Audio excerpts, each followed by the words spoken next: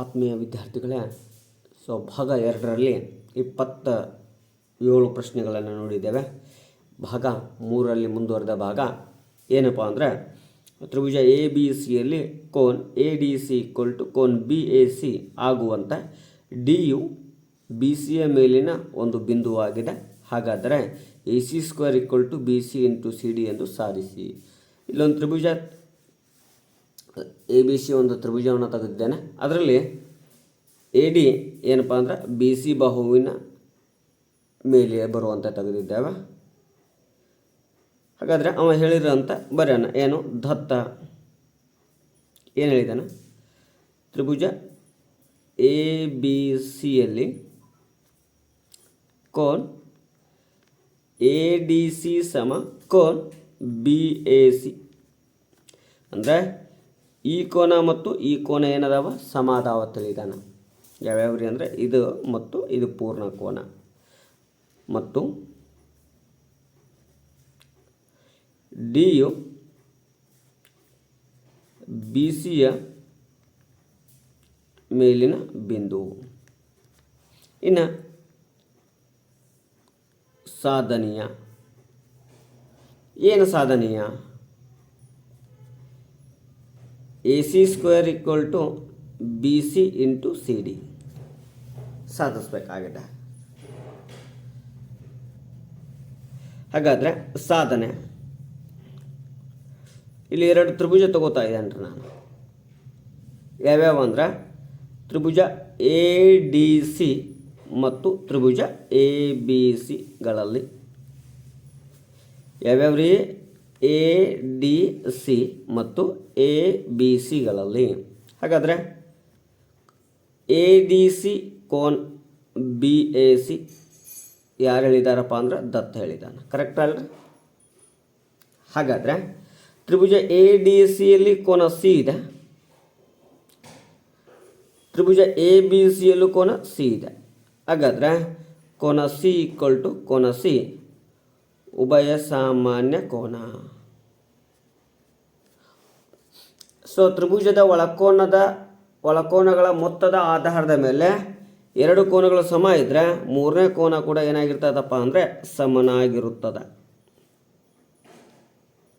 3ನೇ ಕೋನ ಕೂಡ ಏನಾಗಿರ್ತದೆ ರೀ? ಸಮನಾಗಿರ್ತದೆ. ಹಾಗಾದರೆ ಯಾವುದ್ರಿ? ಕೋನ D A C equal to ಕೋನ್ ಬಿ.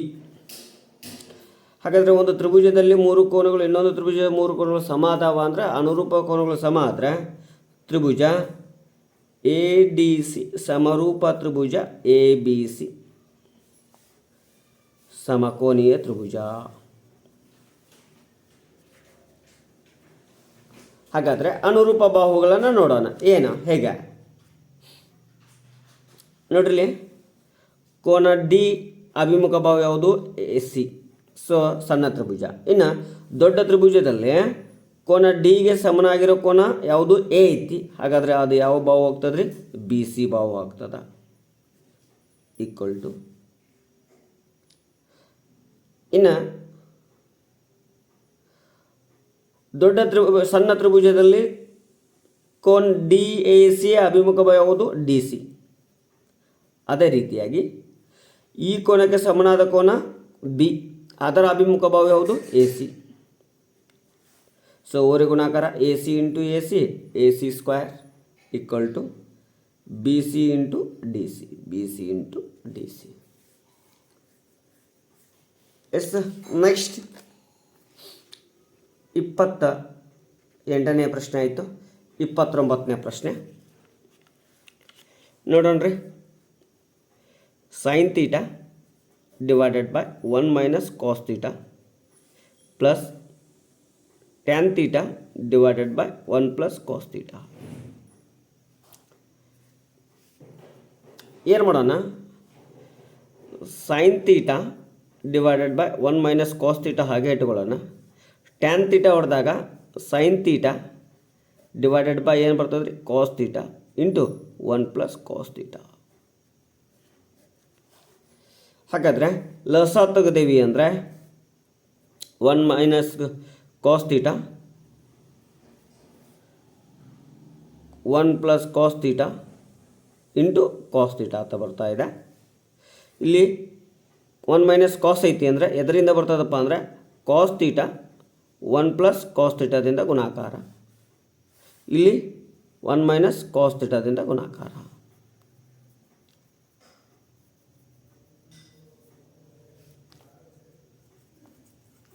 ಹಾಗಾದರೆ sine theta into cos theta into 1 ಮಾಡಿದಾಗ sine theta into cos theta plus sine theta into cos theta ಅಂತ ಮಾಡಿದಾಗ sine theta into cos square theta plus sine theta minus sine theta into cos theta. So ನೋಡಿರಿ, sine theta into cos theta minus sine theta into cos theta cancel. ಹಾಗಾದರೆ ಏನು ಉಳಿತದ್ರಿ ಇಲ್ಲಿ? Sine theta cos square theta plus sine theta ಉಳಿತು divided by A plus B A minus B.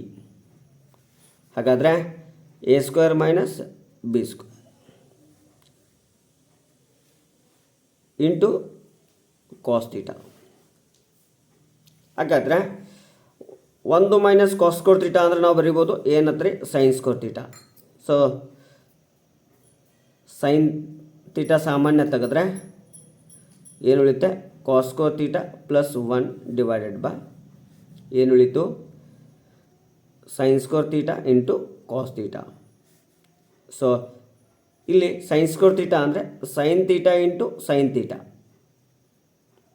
ಹಾಗಾಗಿ ಇದು cancel ಆಗುತ್ತೆ. ಏನು ಉಳಿತಾಯಿದ್ರಿ ಅಂದರೆ cos square theta plus 1 divided by sine theta into cos theta.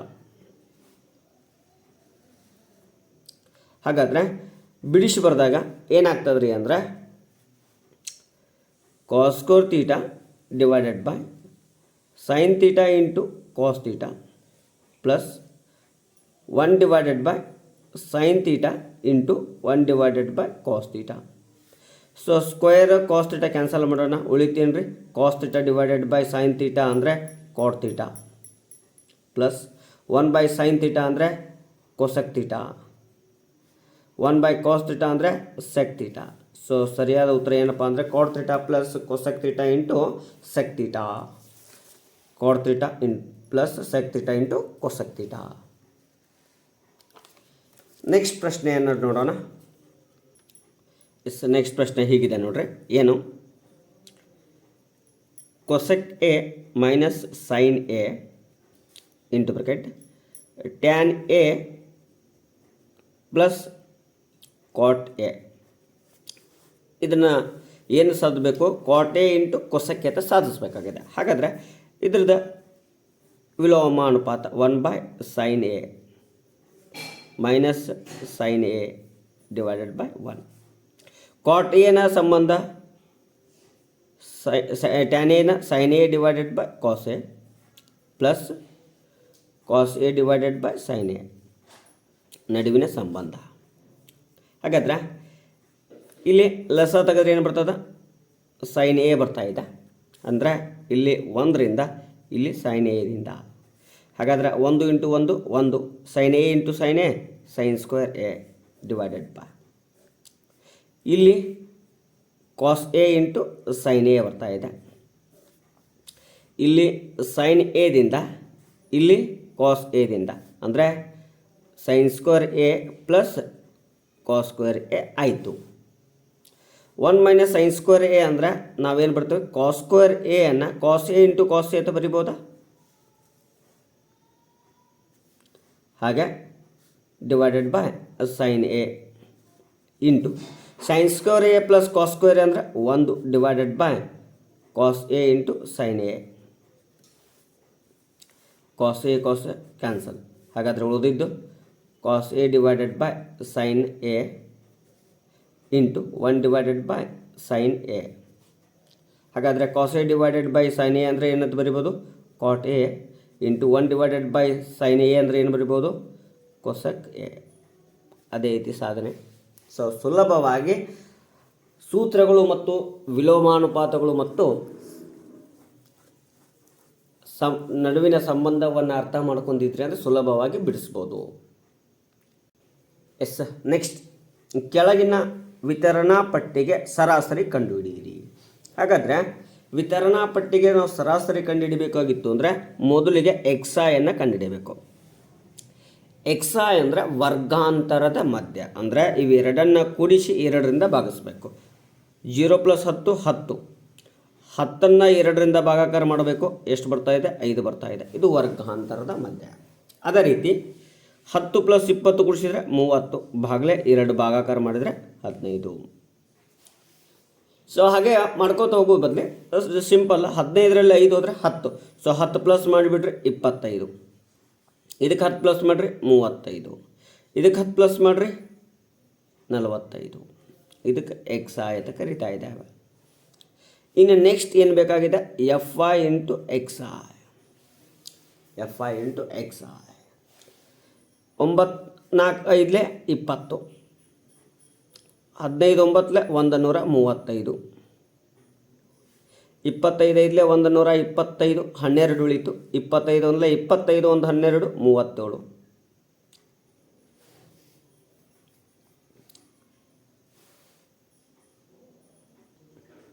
ಅದೇ ರೀತಿಯಾಗಿ 35 ಇಂಟು 14 ಮಾಡಿದಾಗ 490. 8 5 40. 4 ಉಳಿತು. 8 4 32 1 4 36. ಇವುಗಳ ಮೊತ್ತವನ್ನು sigma f i x I ಅಂತ ಕರಿತಾ ಇದ್ದೇವೆ. ಹಾಗಾದರೆ ಕೂಡಿಸ್ಬೇಕು. 5 5 10. 6 1 7. 7 9 16. 16 17 23.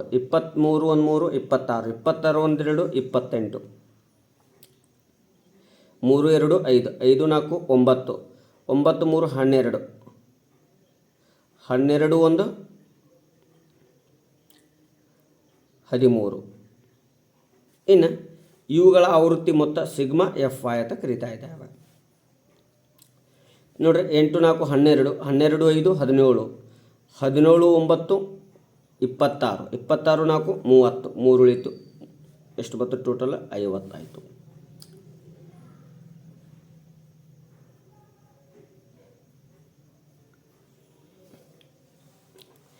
ಇನ್ನು ಸರಾಸರಿ x bar equal to sigma f i x i divided by sigma f I.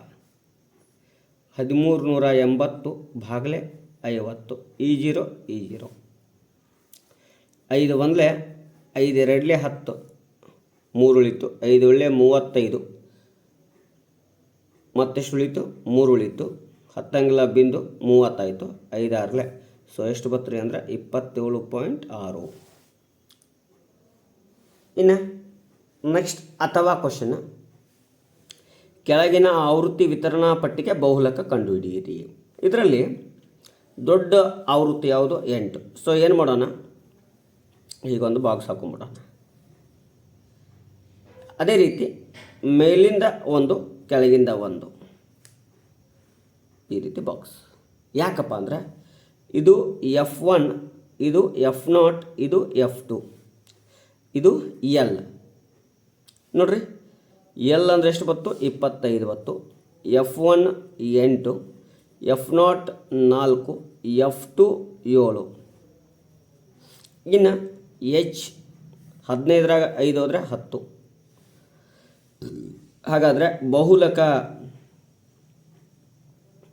Equal to L plus bracket F1 minus F0 divided by 2F1 minus F0 minus F2 into H.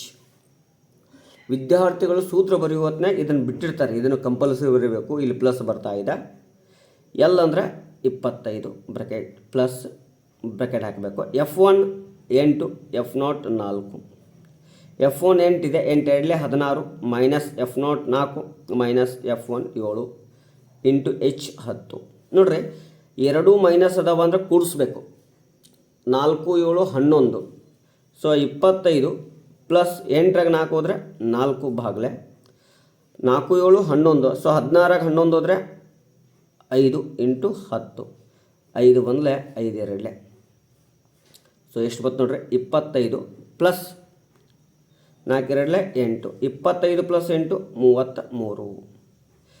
So ಬಹುಲಕ 33. Sir ಹೇಗೆ ಸರಿ ಅಂದ್ರೆ ವರ್ಗಾಂತರ ಏನೈತಲ್ಲ ಅದ್ರ ಒಳಗಿರುವಂಥ ಒಂದು ಸಂಖ್ಯೆನೇ ಬರ್ತಾ ಇರ್ತದೆ, ಅದರೊಳಗಿರುವಂತಹ ಒಂದು ಅಂಶನೇ ಯಾವುದಾಗಿರ್ತದೆ ಅಂದ್ರೆ ಬಹುಲಕ ಆಗಿರ್ತಾ ಇದೆ.